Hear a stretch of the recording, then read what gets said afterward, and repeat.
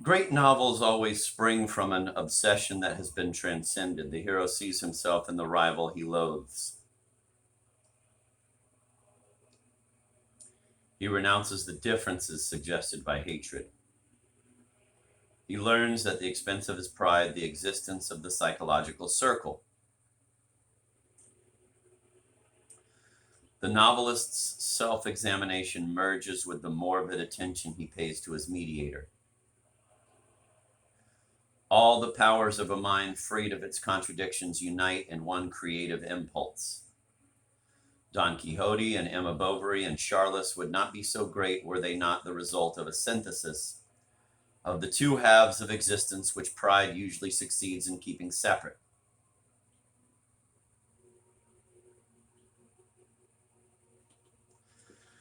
This victory over desire is extremely painful.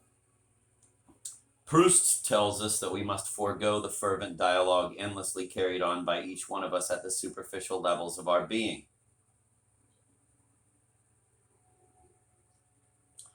One must, quote, give up one's dearest illusions, end of quote.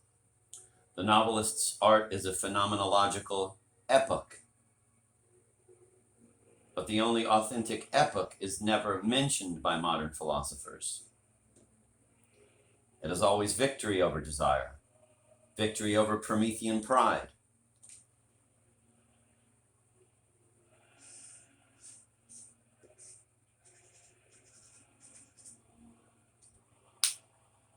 Some texts, written shortly before Marcel Proust's great creative period, throw a brilliant light on the connection between the past recaptured in classical novelistic conclusions.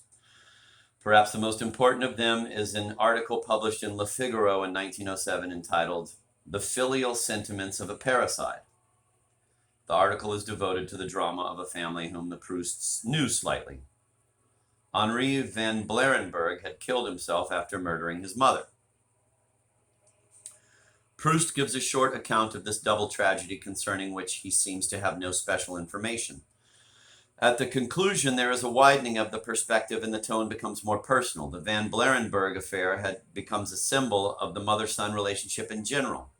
The vices and ingratitude of children make their parents age prematurely. This theme is already present in the conclusion of Jean Saintoul. After describing in his article how terribly decrepit a mother, worn out by suffering, seems to her son, Proust writes, perhaps women who could see that, in that belated moment of lucidity which may occur even in lives completely obsessed by illusions, since it happened even to Don Quixote, perhaps that someone, like Henri van Blarenburg after he stabbed his mother to death, would recoil from the horror of his life and snatch up a gun in order to put an immediate end to his existence. The parricide recovers his lucidity in the course of expiating crime, and expiates his crime in the course of recovering his lucidity. His terrifying vision of the past is a vision of truth. It stands in direct opposition to his life obsessed by illusions. The Oedipal atmosphere of these lines is quite striking. It is the year 1907. Proust has just lost his mother and is obsessed with remorse. In this brief paragraph, we are given a glimpse of the process which enables a Stendhal, Flaubert, Tolstoy, or Dostoevsky to give expression to his experience as a man and a writer and an ordinary news item.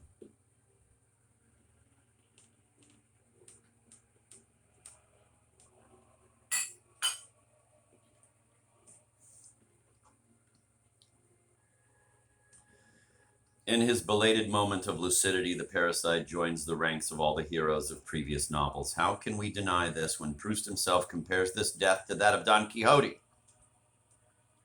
Quote, the filial sentiments of a parricide, end of quote, provides the missing link between classical conclusions and the past recaptured. This attempt will have no immediate sequel. Proust will discard the classical method of transposition in the novel.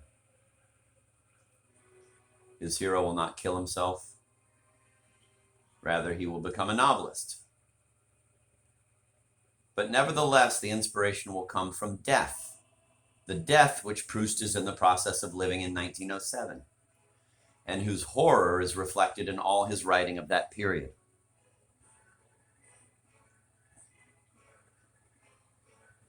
Is this giving too much importance to a few forgotten lines?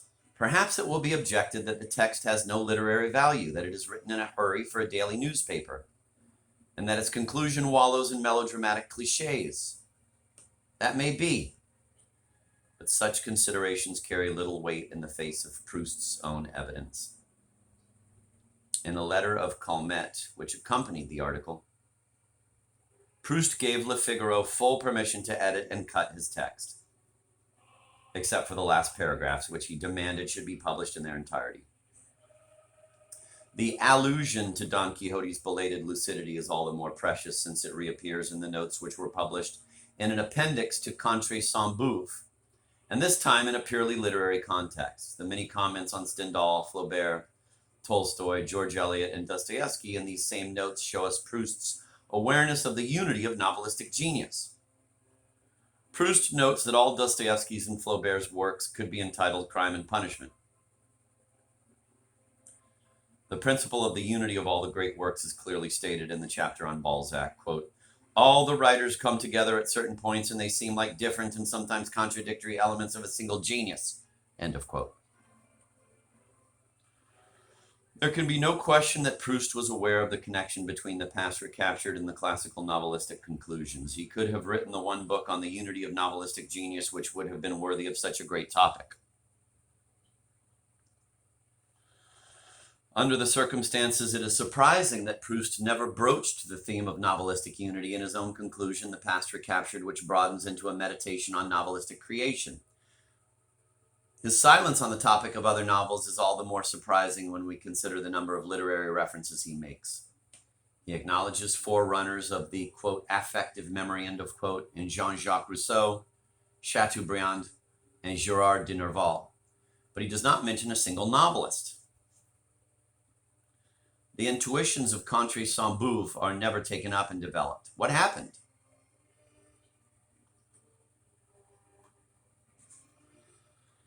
In Proust, as in all persons who experience a very intense and solitary spiritual experience, the fear of appearing extravagant is superseded only by that of seeming ridiculous by repeating universally accepted truths. The wish to avoid both of these opposite dangers would seem to have suggested to Proust the compromise he finally adopted. Fearing that he would be accused on the one hand of leaving the royal paths of literature and on the other of plagiarizing the great novels, Proust picks out some literary ancestors but scrupulously avoids the novelists. Proust, we know, lived only for his work. Léon Pierre Quint has demonstrated the forces he could marshal in the art of literary strategy. This final idolatry does not blemish the perfection of The Past Recaptured, but it somewhat limits its universality. The author of Remembrance of Things Past is not interested in indicating similarities of structure among the great novels. He is afraid of putting his critics on a track that would lead to too many discoveries. He knows the importance given to originality in his time, and he is afraid of having some of his literary glory taken from him. He emphasizes and brings into relief the most original elements of his novel's revelation, especially the affective memory which we discover upon examination to play a much less central role in the works which precede The Past Recaptured than that assigned to it in this final novel. Footnote: we are far from seeing in that central position given to the affective memory a fault of the novelist or a betrayal of the original experience. This position is justified by reasons of economy in the novel. We wish only to note that Proust managed to combine very cleverly the superior demands of revelation in the novel with the practical demands of literary strategy.